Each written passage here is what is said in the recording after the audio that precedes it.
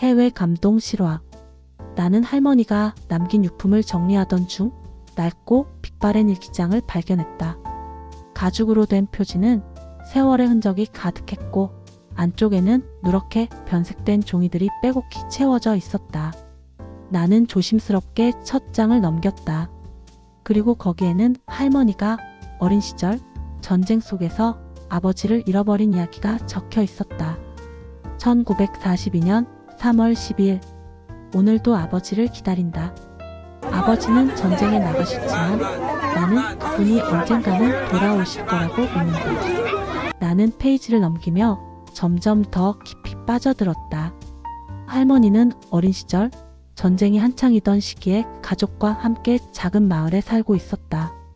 하지만 어느 날 갑작스러운 공습으로 인해 마을은 초토화되었고 할머니는 어머니와 함께 피난을 떠나야만 했다. 그 과정에서 아버지와 영영 헤어지고 말았다는 것이었다. 1945년 8월 22일. 오늘 우리는 피난민 캠프에서 지냈다. 어머니는 매일 밤 울고 계셨다. 아버지를 다시 만날 수 있을까? 나는 손가락으로 글씨를 따라가며 할머니의 아픔을 그대로 느낄 수 있었다. 가장 마지막 페이지에는 이런 문장이 적혀 있었다. 아버지를 찾아주세요. 내 가슴이 뭉클해졌다. 평생을 아버지를 그리워하며 살아온 할머니. 하지만 결국 끝내 그분을 찾지 못한 채 세상을 떠나셨다. 나는 깊은 한숨을 쉬며 이 일기장을 단서로 할머니의 아버지를 찾아보기로 결심했다. 그날 밤 나는 인터넷을 켜고 할머니가 남긴 단서를 바탕으로 조사를 시작했다. 하지만 1940년대 전쟁 당시의 기록은 대부분 유실되었고 몇몇 공공기록 보관소에서도 실마리를 찾기가 어려웠다. 그래도 포기할 수 없었다. 나는 차근차근 할머니의 마지막 기억 속 단서를 따라가 보기로 했다. 며칠 후 나는 오래된 신문 기사에서 할머니의 아버지와 관련된 정보를 발견했다. 기사에는 전쟁 중 실종된 병사 명단이 포함되어 있었고 그 안에 익숙한 이름이 있었다. 프리드리히 바움. 내 심장이 두근거렸다. 이 이름은 할머니의 아버지였다. 하지만 그의 이름 옆에는 실종이라는 단어가 적혀 있었다. 그는 전쟁 후에도 돌아오지 못한 사람이었다. 나는 즉시 프리드리히 바움과 관련된 기록을 더 찾아보기로 했다. 공공기록 보관소에 요청을 넣고 인터넷에서 그의 행적을 추적하기 시작했다. 하지만 문제는 그가 전쟁 후 신원이 변경되었을 가능성이 높다는 점이었다. 며칠 후 나는 독일 국립기록보관소에서 온 이메일을 받았다. 그 안에는 한 가지 중요한 정보가 포함되어 있었다.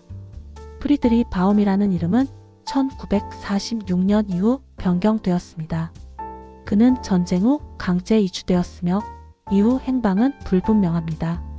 이 말은 곧 할머니의 아버지가 살아있었을 가능성이 있다는 뜻이었다. 나는 더욱 깊이 조사하기로 마음먹었다.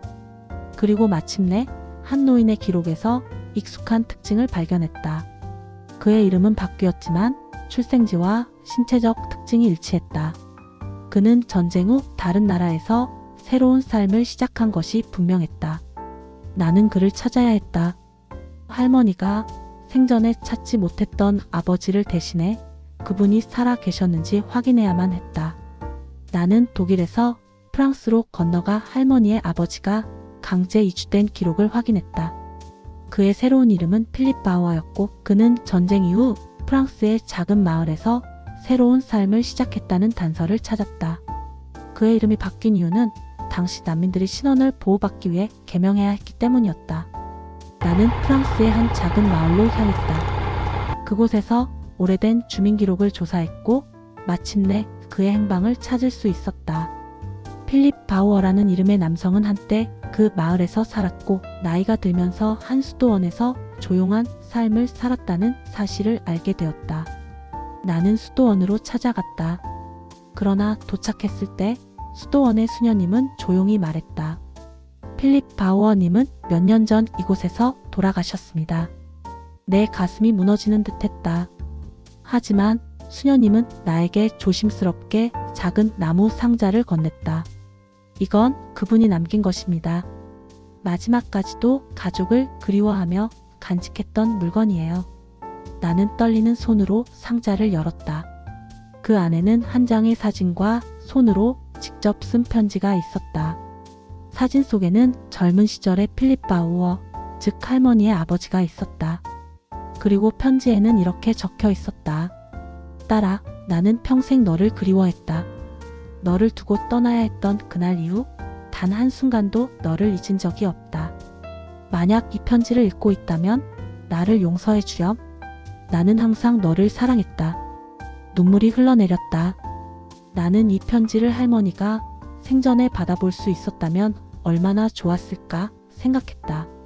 하지만 나는 이제라도 할머니의 평생의 질문에 대한 답을 찾은 것이다. 나는 할머니의 묘지를 찾아가 조심스럽게 그 편지를 내려놓았다. 할머니가 평생 찾으셨던 아버지의 마음이에요. 이제 편히 쉬세요. 나는 프랑스를 떠나기 전 마지막으로 수도원을 다시 찾았다. 필립 바우어를 기억하는 몇몇 수녀님들은 그가 생전 가족을 얼마나 그리워했는지 들려주었다. 나는 그의 생전 이야기를 듣고 그의 삶을 조금이나마 이해할 수 있었다.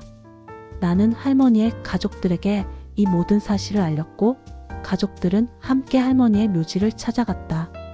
우리는 모두 함께 편지를 읽으며 비록 직접 재회하지는 못했지만 사랑은 세월을 넘어 이어졌음을 느꼈다. 이제 할머니와 할머니의 아버지는 다시는 떨어지지 않을 것이다. 나는 그렇게 믿으며 프랑스를 떠났다.